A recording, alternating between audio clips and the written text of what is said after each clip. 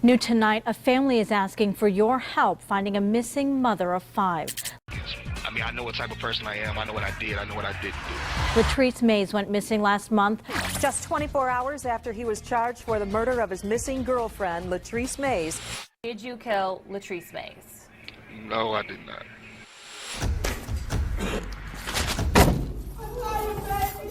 I love you, Mom! Find out!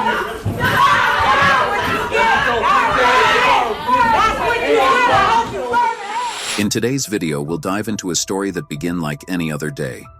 People around the world go about their lives, never expecting the horrors lurking just around the corner. The lives of those involved, once filled with hopes and dreams, are about to change in ways so brutal it's hard to even imagine. The kind of tragedy you wouldn't wish on your worst enemy. But is this incident just random, isolated moments between a victim and an attacker?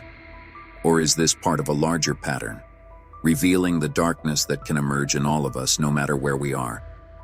What drives some individuals to commit the unthinkable? We'll be starting off in Michigan, USA, where the cold air is heavy with silence hiding something far more sinister.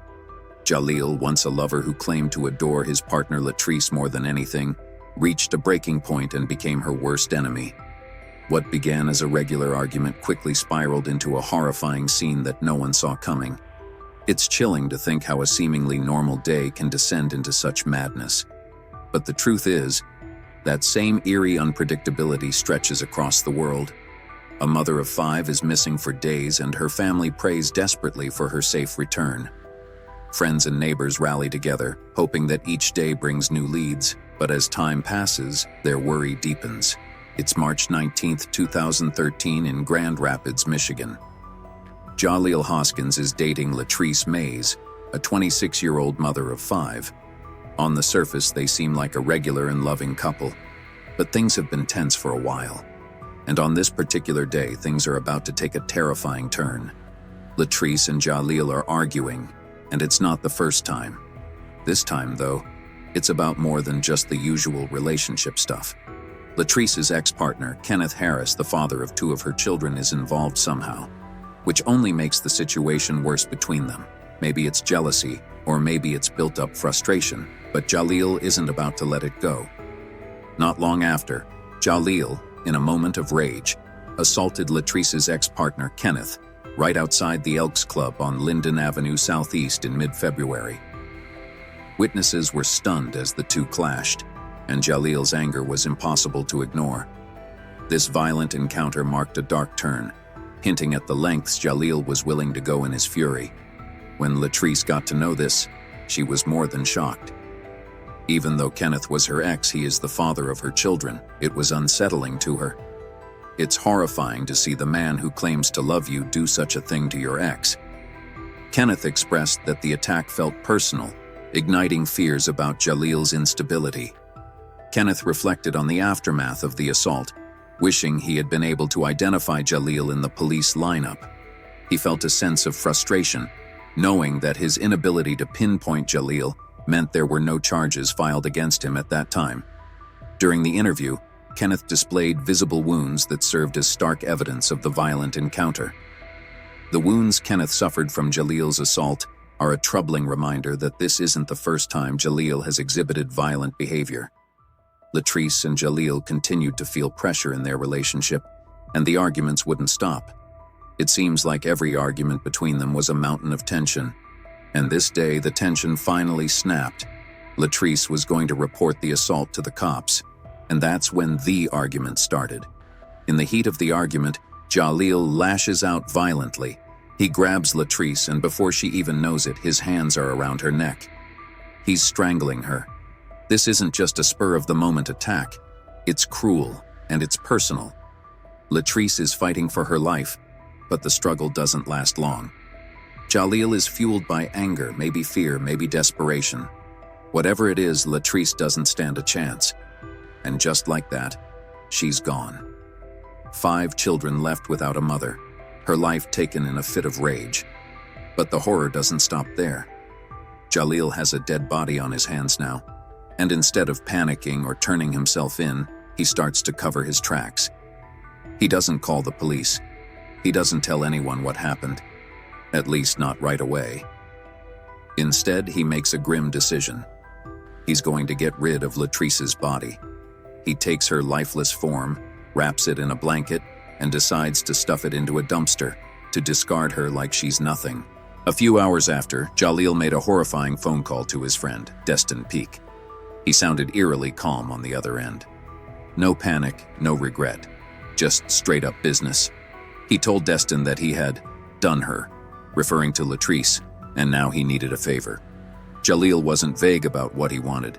He asked Destin about the trash pickup schedule at Peppercorn Apartments where Destin lived. Destin, probably thrown off by how casual this conversation was, told him the pickup happened daily. Little did he know what Jalil had planned. Later that afternoon, they met at Harry's Corner, a convenience store on Eastern Avenue. Jalil pulled up in his green van and hopped into Destin's car. Again, no emotion, just a cold matter-of-fact tone. They exchanged a few words, but soon enough, Destin went on his way, grabbing food from a nearby Pizza Hut. But here's where things get seriously messed up. As Destin drove back home, he noticed Jalil's green van parked suspiciously close to the dumpster at the Peppercorn Apartments. The hatch was open, and Destin saw Jalil pull out a large blue and yellow trash bin. What was inside? Latrice's body was crammed into that trash receptacle as though she were nothing but garbage. Jalil threw the bin into the dumpster, and that was the last anyone ever saw of her.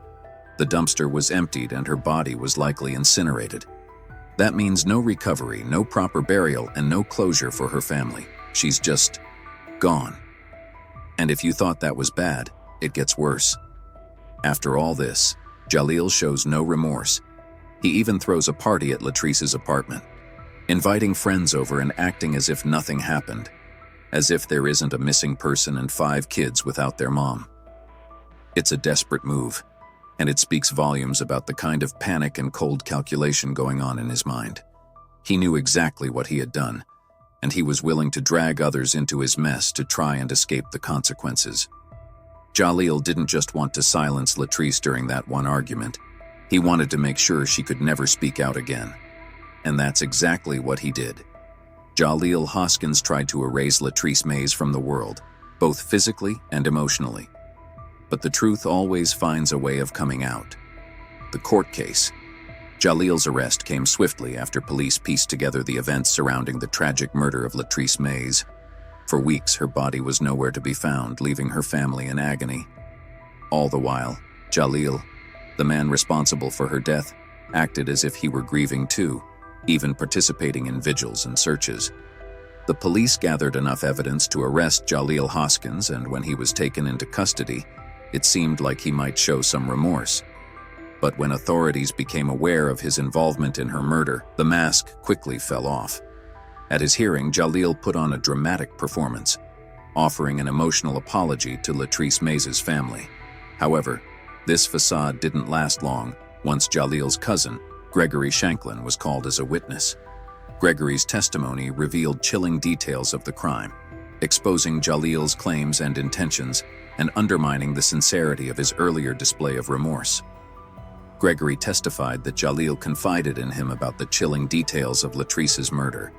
He recounted how Jalil claimed he had choked Latrice to death and subsequently wrapped her lifeless body in a bedsheet that was from the daughter's room. This shocking revelation painted a grim picture of the crime. Prior to the sentencing, Latrice's mother and aunt delivered powerful impact statements, highlighting Jalil's cruelty in killing Latrice and the devastating impact of leaving 5 children without their mother. But Jalil claimed that the murder wasn't intentional, that it was the result of an argument that spiraled out of control. For a brief moment, you might have thought he was genuinely sorry. But of course, that didn't last long. As Judge James Redford sentenced him to a 50 to 100-year prison term, Jalil completely lost it. His fake apology quickly morphed into a terrifying display of rage. Handcuffed, Jalil grabbed the podium and hurled it toward the judge's bench, then charged forward, his eyes wide with fury. It took several court deputies to drag him out of the courtroom. Could you just imagine the scene? A man, supposedly remorseful moments before, now resembling the very monster Latrice's family had always believed him to be. This outburst in court only solidified the image of who Jalil really was. If he could unleash that kind of fury in a public courtroom with officers and a judge present, one can only imagine the rage he directed toward Latrice when no one was around. That violent temper was a terrifying reminder of what had driven him to murder her in the first place. And if that wasn't enough chaos for the day, Jalil's family wasn't far behind him in losing control. After Jalil's dramatic exit, his family members began shouting at Latrice's grieving relatives. The courtroom quickly descended into chaos as the two families nearly clashed, forcing court deputies to intervene. Jalil's own mother had to scream at his cousin to quiet down, as the victim's family, already emotionally exhausted, tried to maintain composure. All this while Judge Redford, probably wondering if he was still in control of his courtroom, banged his gavel, demanding order. A few weeks before this explosive sentencing, Jalil had thrown everyone off by abruptly pleading guilty to second-degree murder during the middle of his trial. His trial had already started, and testimony was well underway when he decided to switch his plea, admitting to second-degree murder rather than first-degree, which would have landed him in prison for life without the possibility of parole. By pleading to second-degree, Jalil left a sliver of hope that he might one day walk free.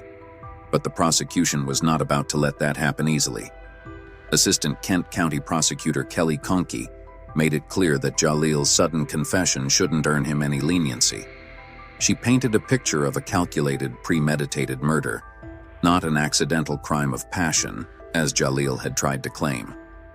According to Conkey, Jalil strangled Latrice deliberately, fully aware of what he was doing, and then discarded her body like trash to cover it up. She argued for a sentence that would keep Jalil behind bars for virtually the rest of his life. And that's exactly what Judge Redford did. In handing down the 50 to 100-year sentence, the judge didn't mince words. He condemned Jalil not only for the murder itself, but for the cruel way he disposed of Latrice's body, depriving her family of the chance to say a proper goodbye. Latrice's mother, Wanda Rose, spoke before Jalil was sentenced, describing the heartbreaking task of explaining her daughter's fate to her grandchildren. She was visibly shattered by the loss, made worse by the fact that Latrice's body was never recovered for a proper burial. Jalil, in a bizarre twist, tried to tell the court that he had loved Latrice and her children and had worked hard to support them. But his words fell flat, especially after his earlier courtroom outburst. His actions spoke louder than any of his hollow apologies. Conkey made sure to point that out, revealing that Jalil had even written a letter to Latrice's family where he minimized his role in her death, trying to deflect some of the blame onto Latrice herself. That's right. He tried to paint himself as the victim, despite the fact that he had taken everything from Latrice and her family. Jalil's public persona, known on the streets as Big Monster, had come full circle. He was now seen by everyone, not as a misunderstood man who had made a mistake, but as a violent killer who had taken a life in the cruelest way possible. And as he waits in his cell at the Saginaw Correctional Facility, knowing that his appeal was rejected by the Michigan Supreme Court, he'll have plenty of time to reflect on the monster he became. How can anyone act with such cold disregard? Jalil Hoskins has proven he's not just a threat, he's the embodiment of cruelty. Do people like him deserve the compassion we offer, or are we safer without their shadows looming over us? We would like to extend our deepest sympathies to the families of the victim of this senseless crime. The loss of their loved ones in such a tragic manner is heartbreaking, and their memories will forever be honored and cherished. As we move forward, what lessons can we carry from these experiences to ensure that we remain vigilant and compassionate, paving the way for a brighter future for all? Let us know your thoughts in the comment section below, and make sure to subscribe to the channel. Thanks for watching.